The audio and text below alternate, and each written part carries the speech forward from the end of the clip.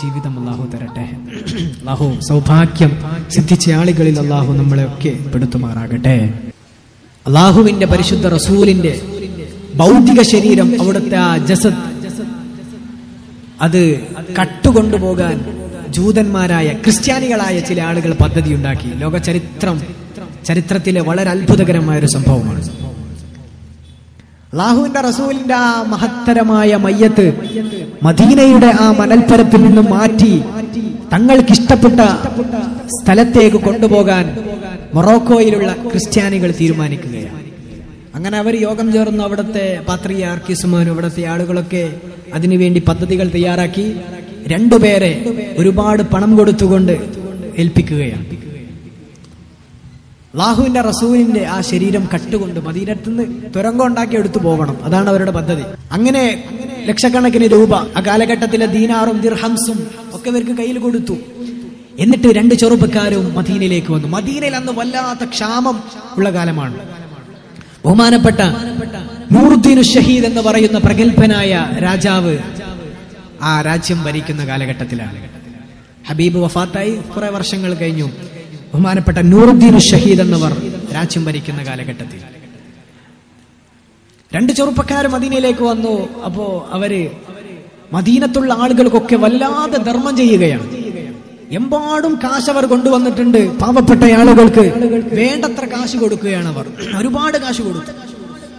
അപ്പൊ മദീനത്തുള്ള പാവപ്പെട്ട ആളുകൾക്ക് ഒരു സംശയവും തോന്നിയില്ല. കാരണം എന്താ, അവരാകെ വിഷമം പിടിച്ച ദാരിദ്ര്യാവസ്ഥയിലാണ്. അപ്പൊ രണ്ട് ചെറുപ്പക്കാർ അവർ അള്ളാഹുവിന്റെ റസൂലിന്റെ മസ്ജിദ് നബവിയിലാണ് താമസിക്കുന്നത്. അതിന്റെ അടുത്തൊരു സത്രമുണ്ടാക്കി എവിടെയാണ് അവർ താമസിക്കുന്നത്. ഇടയ്ക്കിടെ മദീനയിൽ സിയാറത്ത്, അള്ളാഹുവിന്റെ ഹബീബിന്റെ റൗളയിൽ പോയി സിയാറത്ത് ചെയ്യും. ഇടയ്ക്കിടെ ജന്നത്തുൽ ബഖയിൽ പോകും. പകൽ ഫുള്ള് നോമ്പ്, രാത്രി നിസ്കാരം. ഇങ്ങനെയൊക്കെ ആളുകൾ കാണുമ്പോൾ ഒരു പ്രശ്നവുമില്ല, വളരെ ഹാപ്പി. ഒരു തെറ്റും കണ്ടുപിടിക്കാൻ പറ്റാത്ത അവസ്ഥയിൽ രണ്ട് ചെറുപ്പക്കാർ, ആളുകൾക്കൊക്കെ ധർമ്മം ചെയ്യണം. മദീനത്തുള്ള എല്ലാവർക്കും ഈ രണ്ട് ചെറുപ്പക്കാരെയും ഭയങ്കര ഇഷ്ടമായി. അങ്ങനെ കുറെ ദിവസങ്ങൾ പിന്നിട്ടു. എല്ലാവർക്കും ഭയങ്കര താല്പര്യവും സ്നേഹവും. കാരണം ദാരിദ്ര്യം പിടിച്ച് സങ്കടപ്പെട്ട് നിൽക്കുമ്പോഴാണ് മാലാഖമാരെ പോലെ രണ്ടാൾക്കാർ വന്നിട്ട് കാശ് കൊടുത്തിട്ട് ഭക്ഷണപാനീയങ്ങൾ കൊടുത്ത് ആവശ്യമുള്ളതൊക്കെ ഇങ്ങനെ പ്രൊവൈഡ് ചെയ്തുകൊണ്ടിരിക്കുകയാണ്. ഇവരാണെങ്കിലോ ഫുൾ ടൈം നിസ്കാരം നോക്കും. ആർക്കും ഒരു സംശയം തോന്നിയില്ല. അങ്ങനെ നിന്ന് ഒരുപാട് ദിവസങ്ങൾ കഴിഞ്ഞപ്പോഴാണ് ബഹുമാനപ്പെട്ട ആ കാലഘട്ടത്തിലെ രാജാവായ ബഹുമാനപ്പെട്ട നൂറുദ്ദീൻ ഷഹീദ്, ബഹുമാനപ്പെട്ടവര് അള്ളാഹുവിന്റെ റസൂലിനെ സ്വപ്നത്തിൽ കാണുന്നത്. രാജാവ് ഞെട്ടിയുണർന്നു, പടച്ചവനെ എന്താണ് ഈ കാണുന്നത്?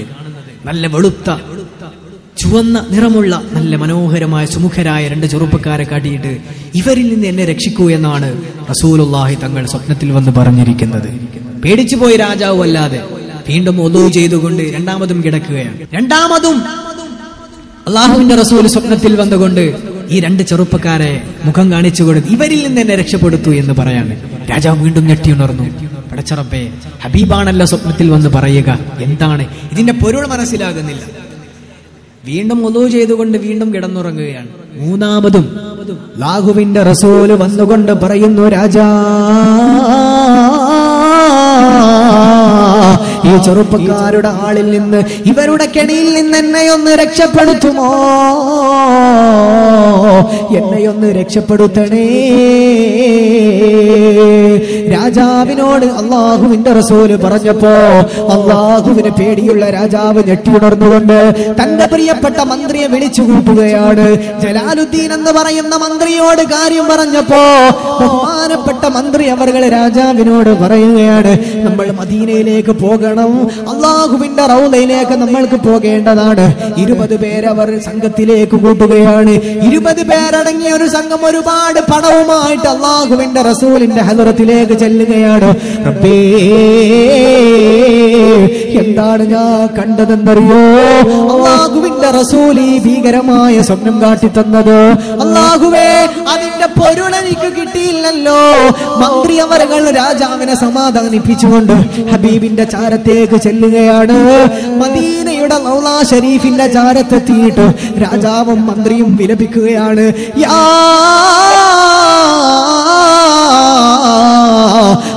അല്ലാഹുവിന്റെ റസൂലേ, മനസ്സ് വല്ലാതെ തളരുന്നു നബിയേ, ഹൃദയം വല്ലാതെ തകരുന്നു നബിയേ, ഒന്ന് പറഞ്ഞു തരുമോ? ബഹുമാനപ്പെട്ട മന്ത്രിയും രാജാവും കരഞ്ഞുകൊണ്ട് ദുആ ചെയ്യുകയാണ്. മന്ത്രിയുടെ ഹൃദയത്തിൽ ഒരു ബുദ്ധി ഉദിക്കുകയാണ്.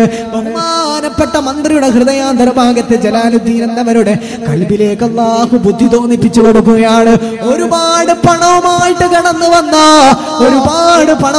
കടന്നു വന്ന മന്ത്രിയുണ്ടല്ലോ, ആ പള്ളിയിൽ, മദീന പള്ളിയിലേക്ക്, മദീനയുടെ പരിസരത്തുള്ള എല്ലാ ആളുകളെയും ക്ഷണിക്കുകയാണ്. എല്ലാവരും രാജാവിന്റെ സന്നിധിയിലേക്ക് കടന്നു വരണേ, വിളംബരം ചെയ്യുകയാണ്. മദീനത്തുള്ള സർവ്വ ആളുകളും മദീന പള്ളിയുടെ അല്ലാഹുവിന്റെ റസൂലിന്റെ പള്ളിയിലേക്ക് വരാ. അല്ലാഹുവിന്റെ റസൂലിന്റെ പള്ളിയിൽ ചെന്നപ്പോ രാജാധികാരത്തിന്റെ നാടിനെ ഭരിക്കുന്ന അമീറുൽ മുഅ്മിനീൻ,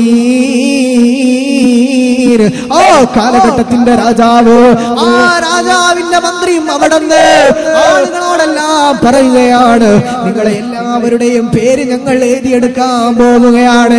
എല്ലാവരുടെ പേരും എഴുതിയെടുക്കുക. എന്നിട്ട് എല്ലാവർക്കും അവിടുന്ന് സ്വർണ്ണ നാണയങ്ങളും പൈസയും വിതരണം ചെയ്യുകയാണ്.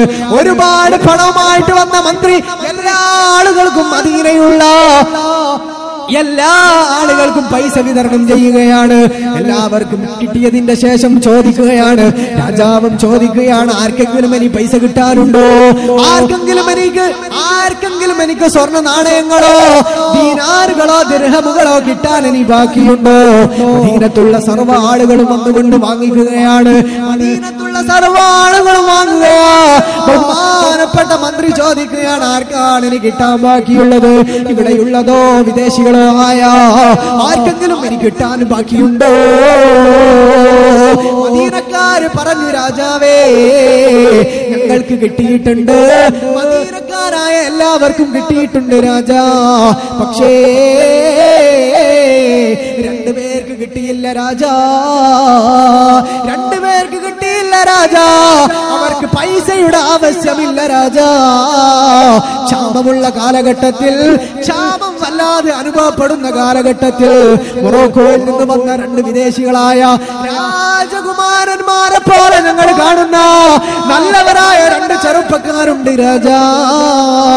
മദീനയുടെ ഹബീബിന്റെ റൗളയുടെ ചാരത്ത് ഒരു സത്രത്തിൽ താമസിക്കുന്ന 2 മൊറോക്കോക്കാരായ നല്ലവരായ 2 ചെറുപ്പക്കാരുണ്ട് രാജാ. അവർക്ക് പൈസയുടെ ആവശ്യമില്ല. കാരണം ഞങ്ങൾ കഷ്ടപ്പെട്ടുകൊണ്ട് വല്ലാതെ പട്ടി കിടക്കുന്ന നേരത്ത് ഞങ്ങൾക്ക് വേണ്ടി അന്നം തന്നത്, ഒരുപാട് ദിർഹമുകളും ദീനാറുകളും തന്നതവരാണ്. അതുകൊണ്ട് നിങ്ങളുടെ പൈസ അവർക്ക് ആവശ്യമില്ല. അവരല്ലാതെ മദീനയിലുള്ള എല്ലാ ആളുകൾക്കും പൈസ കിട്ടിയിട്ടുണ്ട്. മന്ത്രിക്ക് കാര്യം പിടികിട്ടി, 2 ആൾക്ക് പൈസ കിട്ടിയില്ല. അപ്പൊ ഉടനെ രാജാവ് ഉത്തരവിട്ടു, ആ 2 പേരെ എത്രയും പെട്ടെന്ന് രാജാവിന്റെ സദസ്സിലേക്ക്, രാജസന്നിധിയിലേക്ക് ഹാജരാക്കാൻ പറഞ്ഞു. അപ്പോ മദീനത്തുള്ള ആളുകൾ ഓടി മൊറോക്കക്കാരായ 2 ചെറുപ്പക്കാരോട് പറഞ്ഞു, നാടിന്റെ രാജാവ് നിങ്ങളെ വിളിക്കുന്നുണ്ട്, കടന്നു വരാൻ പറഞ്ഞു. അപ്പോ ഈ 2 ചെറുപ്പക്കാരെയും മദീനയിലുള്ള നിവാസികൾ രാജാവിന്റെ മുന്നിൽ ഹാജരാക്കുകയാണ്. സുബ്ഹാനല്ലാഹ്, രാജാവ് ഞെട്ടിത്തരിക്കുകയാണ്. ഇന്നലെ രാത്രി അല്ലാഹുവിന്റെ റസൂൽ സ്വപ്നത്തിൽ വന്ന് കാണിച്ചു തന്നാണ് ജയമുഖം. ഈ 2 മുഖമാണല്ലോ 3 തവണ ഹബീബന്റെ സ്വപ്നത്തിൽ വന്നുകൊണ്ട് ഇവരിൽ നിന്ന് എന്നെ രക്ഷപ്പെടുത്തണമെന്ന് പറഞ്ഞത്. രാജാവിന് ആകെ കൺഫ്യൂഷനായി. മദീനക്കാരായ എല്ലാവർക്കും ഇവരെ പറ്റി നല്ലത് മാത്രമേ പറയാനുള്ളൂ, എല്ലാവർക്കും നല്ലത് മാത്രം, തിന്മാർക്കും പറയാനില്ല. മദീനക്കാർക്ക് ഭയങ്കര വിശ്വാസമാണ്. ഫുൾ ടൈം നിസ്കാരം, ഫുൾ ടൈം നോമ്പ്, ഇടയ്ക്കിടെ ജന്നത്തുൽ ബഖീയിൽ പോയി സിയാറത്ത്, ഇടയ്ക്കിടെ ഹബീബിന്റെ റൗദയിൽ വന്ന സിയാറത്ത്, നാട്ടിലുള്ള സർവ്വപാപങ്ങളെയും സഹായിക്കുക. ഇങ്ങനെയുള്ള ഒരു തങ്കപ്പെട്ട 2 ആൾക്കാരെ ആരാരും സംശയിക്കില്ലല്ലോ. മദീനക്കാരി വരെ പറ്റി നല്ലത് പറയുന്ന അള്ളാഹുവിന്റെ റസൂൽ ഇന്നലെ സ്വപ്നത്തിൽ ഈ 2 പേരിൽ തന്നെ ഒന്ന് രക്ഷപ്പെടുത്തണമെന്ന് പറയും. രാജാവ് ആകെ കൺഫ്യൂഷനായി. എന്തായാലും ഹബീബ് പറഞ്ഞതാണല്ലോ കേൾക്കേണ്ടത്. ഇദ്ദേഹം രാജാവ് എന്ത് ചെയ്തു? ഈ 2 ചെറുപ്പക്കാരുടെ സത്രം ഒന്ന് പരിശോധിക്കാൻ തീരുമാനിച്ചു. അവരുടെ താമസിക്കുന്ന റൗലയുടെ അടുത്തുള്ള ആ സത്രം സന്ദർശിക്കാൻ രാജാവ് തീരുമാനിക്കുകയാണ്. അങ്ങനെ പരിവാരങ്ങളെയും മന്ത്രിയൊക്കെ കൂട്ടി സത്രത്തിലേക്ക് ചെന്നു. സത്രത്തിൽ ചെന്ന് അവിടെ ആകെ അരിച്ചു പെറുക്കി, ഒന്നും കാണാൻ കഴിയുന്നില്ല. എന്തൊക്കെയോ മുസല്ലകളും അതുപോലെയുള്ള ഒരുപാട് സ്വർണ്ണ നാണയങ്ങളും ക്യാഷും സമ്പത്തും പിന്നെ മുസ്ഹഫും അതുപോലെയുള്ള നമ്മൾ സാധാരണ സൂക്ഷിക്കുന്ന സംഗതികളല്ലാതെ അസ്വാഭാവികമായിട്ടൊന്നും രാജാവിന് അവിടെ കാണാൻ പറ്റിയില്ല. അങ്ങനെ രാജാവ് വല്ലാതെ ഭീതിതമായ അവസ്ഥയിൽ, പടച്ചോനെ എന്താ ചെയ്യുക, എങ്ങനെ ഇതിന്റെ ഒരു ഗുട്ടൻസ്, ഇതിന്റെ ഒരു രഹസ്യം പിടികിട്ടുമെന്നറിയാതെ രാജാവ് ഇങ്ങനെ പോരുമ്പോ അവരുടെ സത്രത്തിന്റെ ഒരു മൂലയിൽ ഒരു പരവതാനി ഇങ്ങനെ വിരിച്ചു വെച്ചത് കണ്ടു. ഒരു പരവതാനി അവരുടെ സത്രത്തിന്റെ മൂലയിൽ ഇങ്ങനെ വിരിച്ചു വെച്ചിട്ടുണ്ട്. രാജാവ് കൗതുകത്തിന് ആ പരവതാനി ഒന്ന് പൊക്കി നോക്കി. സുബ്ഹാനല്ലാഹ്, ഒരു വലിയൊരു ഗുഹ കാണുകയാണ്. ഗുഹയിലേക്ക് വെളിച്ചം അടിച്ചു നോക്കുമ്പോ സുബ്ഹാനല്ലാഹ് ഒരു വലിയൊരു തുരങ്കമാണ്. രണ്ടുപേരെയും അറസ്റ്റ് ചെയ്തു, ചോദ്യം ചെയ്തു. നിങ്ങൾക്ക് എന്താണ് നിങ്ങളുടെ ലക്ഷ്യം, നിങ്ങൾക്ക് എന്താണ് പദ്ധതി എന്ന് ചോദിച്ചു. അപ്പോ ഈ രണ്ടാളുകളും മണിമണിയായിട്ട് പറയാൻ തുടങ്ങി, ഞങ്ങൾ മൊറോക്കോയിൽ നിന്ന് വന്നവരാണ്. അവിടുത്തെ ക്രിസ്ത്യാനികളായ പ്രമുഖന്മാർ ഹബീബിന്റെ ആ മനോഹരമായ ശരീരം, അല്ലാഹുവിന്റെ റസൂലിന്റെ ആ ജസദ്, ആ ശരീരം ഇവിടുന്ന് മോഷ്ടിച്ചിട്ട് മൊറോക്കോയിലേക്ക് കൊണ്ടുപോകാൻ വേണ്ടിയിട്ട്, അതിനുവേണ്ടി മൊറോക്കോയിൽ നിന്ന് ഞങ്ങളെ ക്യാഷ് തന്നുകൊണ്ട് അവിടെ നിന്ന് പറഞ്ഞയച്ചതാണെന്ന് പറഞ്ഞു. അല്ലാഹുവിന്റെ റസൂലിന്റെ ഭൗതിക ശരീരത്തിന് അവിടുത്തെ പവിത്രമാക്കപ്പെട്ട തിരുശരീരത്തിന്റെ അടുത്തെത്താൻ ഒരു നിസ്സാരമായ ദൂരം മാത്രമേ ബാക്കിയുള്ളൂ. അത്രക്ക് ഹബീബുമോട് അടുത്തിരിക്കുന്ന നേരത്താണ് പിടിക്കപ്പെടുന്നത്. ഇവർ പറഞ്ഞു, ഞങ്ങൾ രാത്രിയിൽ, പകല് ഫുള്ള് നോമ്പും നിസ്കാരവും ഒക്കെയായിട്ട് അങ്ങ് കഴിച്ചുകൂട്ടും, രാത്രിയിൽ ഞങ്ങൾ ഓരോ ദിവസവും കുഴിക്കും, മണ്ണെടുത്തുകൊണ്ട് തുകൽ പാത്രത്തിലാക്കിയിട്ട് ജന്നത്തുൽ ബഖയിൽ പോയിട്ട് അവിടെ വിതറും. അങ്ങനെയായിരുന്നു ഞങ്ങൾ ചെയ്യാറ്. സുബ്ഹാനല്ലാഹ്, ആലോചിച്ചു. അല്ലാഹുവിന്റെ റസൂല് ഖബറിന്റെ ലോകത്ത് നിന്ന് സ്വപ്നം കാണിച്ചു കൊടുക്കുകയാണ്, ഇങ്ങനെ ഒരു അദാബിൽ നിന്ന് രക്ഷപ്പെടുത്തണോ എന്ന്. അങ്ങനെ ആ മദീനയുടെ പരിസരത്ത് വെച്ചുകൊണ്ട് ഈ രണ്ടുപേരെയും പരസ്യമായി തൂക്കിക്കൊല്ലുകയാണ്. അല്ലാഹുവിന്റെ തിരുശരീരം, ഹബീബിന്റെ തിരുശരീരം മോഷ്ടിക്കാൻ അവർക്ക് കഴിഞ്ഞിട്ടില്ല എന്നതാണ്. അതിന്റെ ശേഷവും പിന്നീട് ഒരു ശ്രമമുണ്ടായിട്ടുണ്ട്. അതിന്റെ തുടക്കത്തിലെ പിടിച്ചുകൊണ്ട് മദീനക്കാർ അദ്ദേഹത്തെ അവിടെ നിറഞ്ഞോടിക്കുകയാണ് ഉണ്ടായത്. ഈ ഒരു സംഭവത്തിന് ശേഷമാണ് അള്ളാഹുവിന്റെ റസൂലിന്റെ ആ റൗളയുടെ ചുറ്റും വലിയ കിടങ്ങു കുഴിച്ചുകൊണ്ട് അതിലേക്ക് ഈയം ഒഴിച്ചുകൊണ്ട് വലിയൊരു മതില് ഹബീബിന്റെ റൗളയുടെ ചുറ്റും പാകിയിട്ടുള്ളത്. അങ്ങനെയാണ് അള്ളാഹുവിന്റെ അദൃശ്യ ലോകം എന്ന് പറഞ്ഞാൽ മഹാന്മാരും സ്വാലിഹീങ്ങളുമായ ആളുകൾക്ക് ഒരുപാട് അത്ഭുതങ്ങൾ അള്ളാഹു കാട്ടിക്കൊടുക്കുന്നതാണ്. അള്ളാഹു നല്ലതുപോലെ അവിടെ ജീവിച്ച് മുന്നോട്ട് പോകാൻ അള്ളാഹു നമ്മൾക്ക് തൗഫീക്ക് തരട്ടെ. അള്ളാഹു നമ്മുടെ ജീവിതത്തിൽ ഖൈറും ബർക്കത്തും നൽകട്ടെ.